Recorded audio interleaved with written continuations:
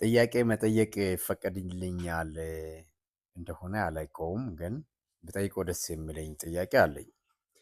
ትቶን የሄዱ ሰዎች ምንድነው ዓላማቸው?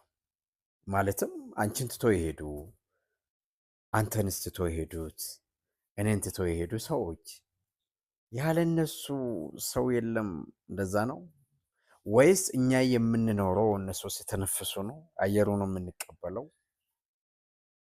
ምን አስቦት ነው?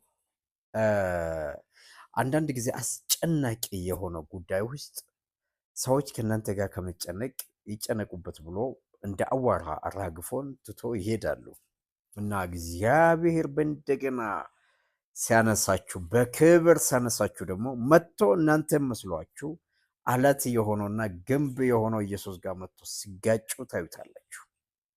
እግዚአብሔር ነው የሚያነሳ።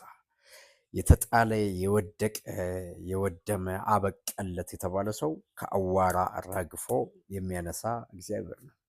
እናንተ አዋራ ነው፣ ከዚህ በኋላ ምንም አይጠቅምም፣ እኛንም ራሱንም አይጠቅምም ብላችሁ ምዕራፉን የዘጋችሁት ሰው እግዚአብሔር በእንደገና ምዕራፉን ከፍቶ እንደሆነ ምክንያቱ ሰውየው አይደለም፣ እግዚአብሔር ነው የሚያነሳ።